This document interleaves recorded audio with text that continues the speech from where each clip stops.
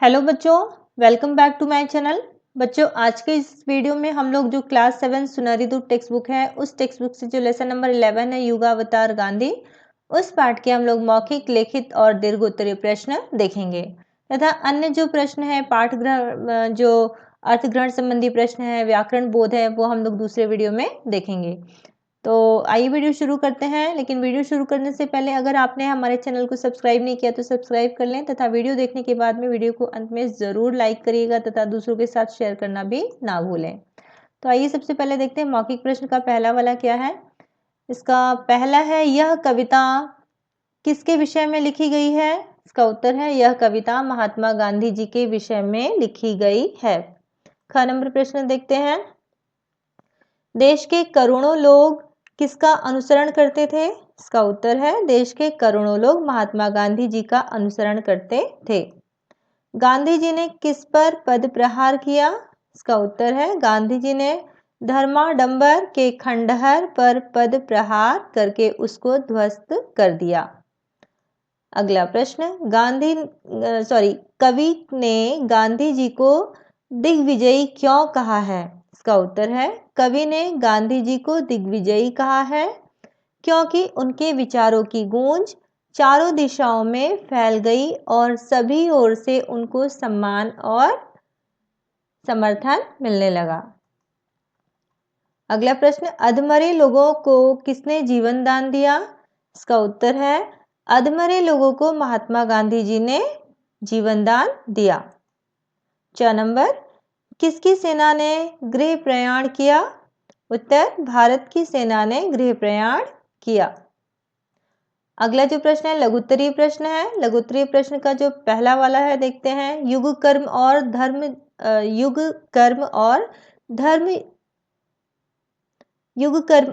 युग धर्म। ठीक है, यहाँ पर दो चीजें, युग कर्म और युग धर्म शब्द से क्या अर्थ स्पष्ट होता है। इसका उत्तर है, युग कर्म का अर्थ इस युग के लोगों को दयनीय दशा और आर्थिक अभावों को दूर करने के लिए सभी लोगों को कठोर परिश्रम करना चाहिए। और युग धर्म का अर्थ है कि हमें सभी के साथ एक जैसा नम्रता पूर्वक व्यवहार करना चाहिए, अर्थात युग के अनुसार किया जाने वाला कर्म और युग के अनुसार आचरण ही हमारा कर्तव्य है। अगला प्रश्न, प्रश्न नंबर ख देखते हैं, गांधी जी ने किसे धराध्वस्त किया। उत्तर, गांधी जी ने आडंबर रूपी खंडहर पर अपना पैर रखकर उसे धराध्वस्त कर दिया। ग नंबर, रामराज गढ़ने से कवि का क्या तात्पर्य है। इसका उत्तर है, रामराज गढ़ने से कवि का आशय देश में चारों ओर स्वतंत्रता, समानता और भाईचारे की भावना के विस्तार से है। गांधी जी ने सत्य, अहिंसा और प्रेम भावना के द्वारा देश को एक नई दिशा प्रदान की जिसे राम राज्य कहा गया है। घ नंबर, गांधी जी ने किन्हें अभय दान दिया। इसका उत्तर है, गांधी जी ने संसार को अभय दान दिया। उन्होंने संसार की पिसती, कराहती और मृत्योन्मुख मानवता के प्राणों को नवजीवन प्रदान किया।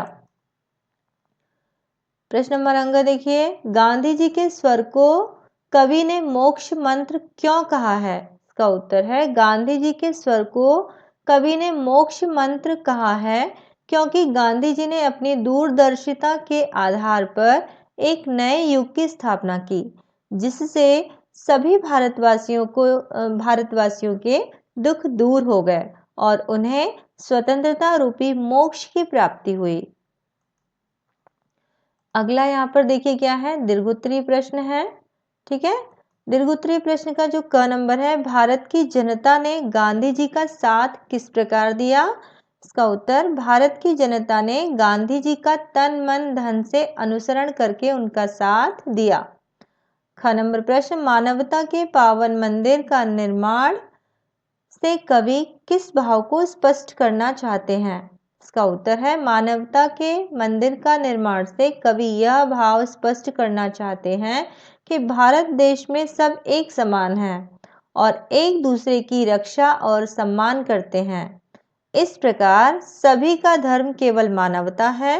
गांधी जी मानवता के इसी मंदिर का निर्माण कर रहे हैं। अगला जो है प्रश्न देखिए, प्रश्न नंबर ग, दिग्विजयी राजा की क्या विशेषताएं होती हैं?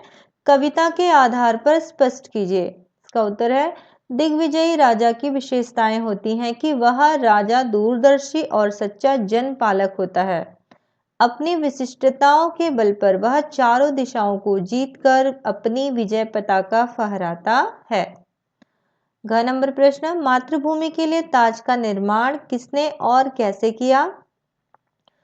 इसका उत्तर है, मातृभूमि के लिए ताज का निर्माण महात्मा गांधी जी ने आत्माहुति देकर किया। ठीक है, किसने किया था? महात्मा गांधी जी ने।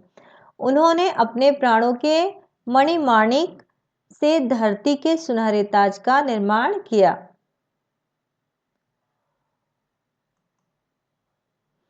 अंग नंबर, अस्त्र शस्त्र के बिना युद्ध में विजय किस प्रकार मिली?